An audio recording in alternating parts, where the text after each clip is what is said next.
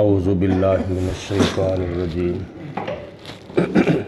بسم اللہ الرحمن الرحیم ولو انہم اذ ظلموا انفسہم جاؤک فاستغفروا اللہ واستغفر لہم الرسول لوجدوا اللہ توابا رحیما۔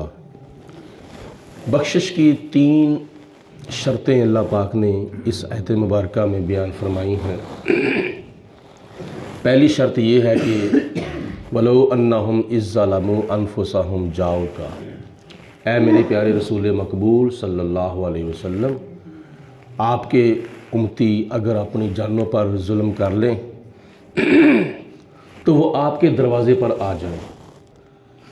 دوسری شرط یہ ہے کہ وہاں آ کے کیا کریں؟ فاستغفروا اللہ تعالیٰ سے اپنے گناہوں کی معافی مانگیں۔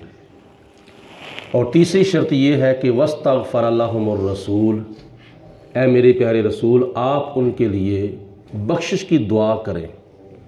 جب تینوں کام ہو جائیں گے تو پھر چوتھے نمبر پر لوجدوا اللہ توابا رحیما، آپ کو مجھے صفت تواب اور صفت رحیم کے ذریعے پا لیں گے، یعنی اپنے مقصد میں کامیاب ہو جائیں گے اور اپنی بخشش کروا لیں گے۔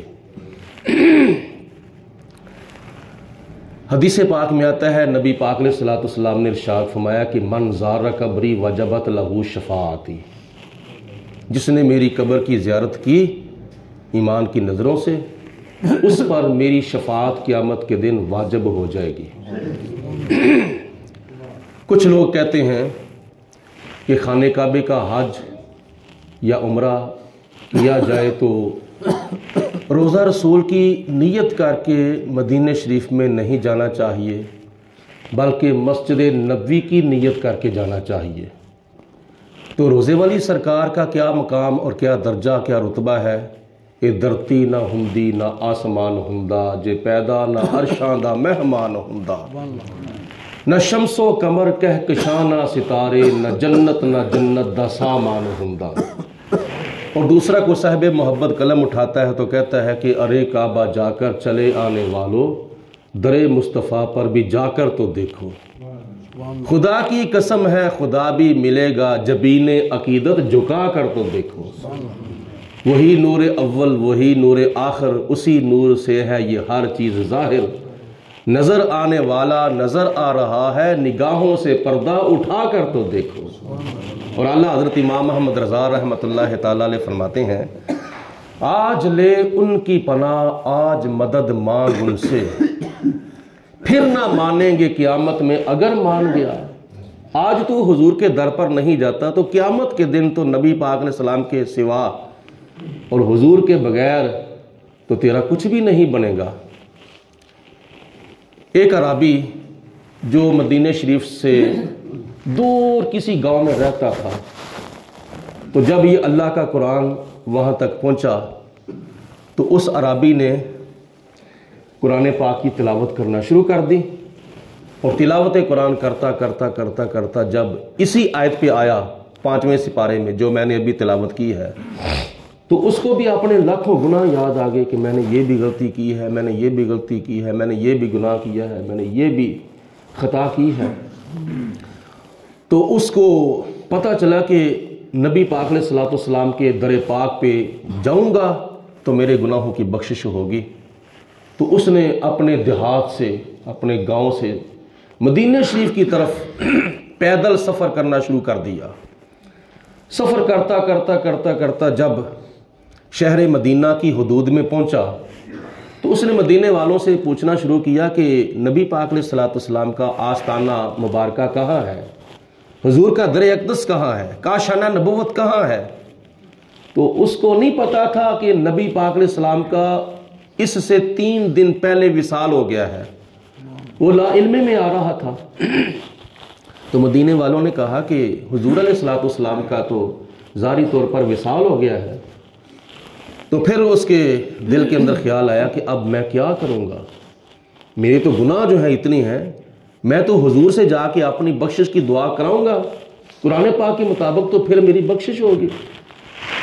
تو معاملہ یہ پھر طے ہوا کہ نبی پاک علیہ الصلوۃ والسلام کی قبر پر مجھے لے جاؤ۔ हुजूर अलैहिस्सलाम की कब्र अनवर पर मुझे ले जाओ।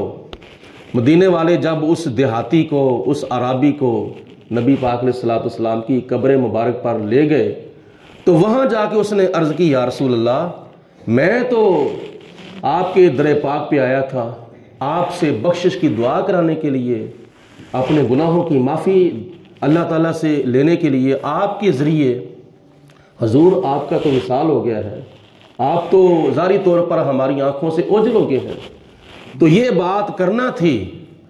तो रवायात में आता है कि कब्र मुस्तफ़ा से आवाज़ आई, जा अरबी, अल्लाह पाक ने तेरी बख्शिश फरमा दी है। अरे काबा जाकर चले आने वालों, दर मुस्तफ़ा पर भी जाकर तो देखो। नबी पाक अलैहिस्सलाम का दर वो दर है कि जिस दर के ऊपर सुबह शाम 70 हज़ार फरिश्ते आते हैं और आकर हजूर के ज़ाते बाबरकात पर दुरूद व सलाम पढ़ते हैं। मिशकात शरीफ की हदीस पाक में आता है कि एक यहूदी चरवाहा बकरियां चरा रहा था मदीने शरीफ के जंगलों में, तो उधर से नबी पाक अलैहिस्सलाम मक्कातुल मुकर्रमा से हिजरत फरमाकर मदीनातुल मुनव्वरा के बागों में जलवा फरोज हो गए।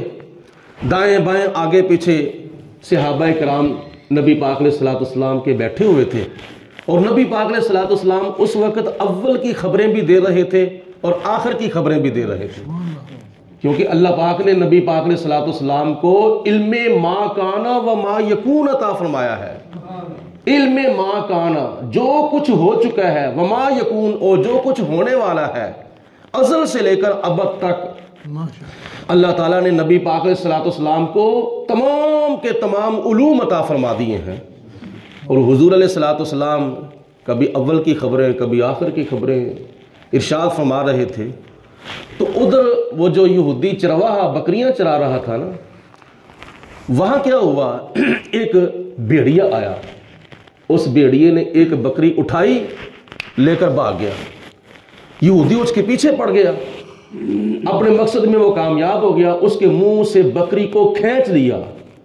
तो बघियाड़ बोला, बघियाड़ कहता है कि ए इंसान, तू कैसा इंसान है, अल्लाह पाक ने मेरे लिए ग़िज़ा पैदा की थी, तो इंसान तो वो है कि जो एक दूसरे के मुंह में देता है, तूने मेरे मुंह से छीन लिया है, खींच लिया है, कैसा इंसान है। तो वो यहूदी कहता है बड़ी हैरत की बात है, पहले नंबर पर तूने मेरी बकरी उठाई है, दूसरे नंबर पर ऐसे तू मेरे साथ बातें कर रहा है जैसे इंसान इंसान के साथ बातें करता है, तुझे कुव्वत गोयाई कैसे मिल गई है। वो कहता है मेरे बात करने पर हैरान ना हो, मैं तुझे इससे भी ज्यादा बात अजीबो गरीब ना बताऊं। वो कहता है क्या। उसने कहा कि तू यहां बकरियां चरा रहा है, मदीने शरीफ के बागों के अंदर एक अल्लाह के प्यारे आखिरी रसूल आखिरी नबी हजरत मोहम्मद मुस्तफ़ा सल्लल्लाहु अलैहि वसल्लम तशरीफ लाए हैं। मैं तो तुझे कहता हूं कि जिसने उसको ना माना वो तो जाएगा जहन्नम में, और जिसने उसका कलमा पढ़ लिया वो जाएगा जन्नत में। मन काला ला इलाहा इल्लल्लाहु दाखलल जन्ना। हुजूर फरमाते हैं जिसने दिल की गहराइयों से मेरा कलमा पढ़ लिया, अल्लाह उसको क़यामत के दिन जन्नत में दाखिल फरमाएगा। वो कहता है कि अगर मैं तो अभी मौजूद था, मेरी बकरियों की हिफाजत ना हुई, एक बकरी तूने उठाई है, तो जब मैं चला जाऊंगा तो फिर मेरी बकरियों की हिफाजत कौन करेगा। भेड़िया कहता है कि बकरियां गिन के दे जा और आके गिन के ले लेना, और वो बघियाड़ तो बकरियों की हिफाजत करे। वो मदीने शरीफ का भेड़िया था, वो मदीने शरीफ का भेड़िया था और हुजूर से मोहब्बत किया करता था। तो वो उस बघियाड़ के सुपुर्द करके यहूदी चला गया, जाके हूबहू बेऐन ही बेलफ्ज़ ही जो उसने कहा था उसने वाकई नबी पाक अलैहिस्सलाम को उसी हाल में आकर देखा। तो आगे बढ़ा, हुजूर के कदम चूमे, कलमा पढ़ के मुसलमान हो गया। चंद लम्हों के बाद हुजूर से इजाज़त ली, वापस आया और आकर देखा कि मेरा जो बघियाड़ था ना, वही बघियाड़ वो बकरियां चरा रहा है, बकरियों की हिफाजत कर रहा है, निगहबानी कर रहा है और निगरानी कर रहा है। आते ही उसने वही बकरी उठाकर उसको अल्लाह के नाम पर ज़िबा किया, बिस्मिल्लाह अल्लाहु अकबर, उसको हलाल किया, उसको ज़िबा किया और हलाल करके ज़बा करके उस बघियाड़ के मुंह में डाल दी। اس نے کہا کہ یہ کیا کیا ہے، پہلے کھینچا تھا اب وہی بکری میرے منہ میں دے رہا ہے۔ تو وہ کہتا ہے نبی پاک علیہ الصلوۃ والسلام کا جس نے کلمہ پڑھ لیا تھا، یہودی کہتا ہے اب تو یہودی رہا ہی نہیں، اب تو نبی پاک علیہ السلام کا غلام ہو گیا ہے۔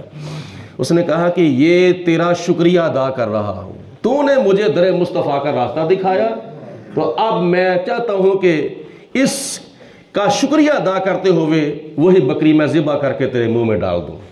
یہ ہے نبی پاک علیہ الصلوۃ والسلام کی پناہ۔ آج جس نے لے لی تو قیامت کے دن بھی اللہ تعالیٰ اس کو حضور کی پناہ عطا فرمائے گا۔ اس دنیا کے بعد بندہ جب قبر میں جاتا ہے تو وہاں بھی نبی پاک علیہ الصلوۃ والسلام کی پناہ کے بغیر گزارا نہیں ہے۔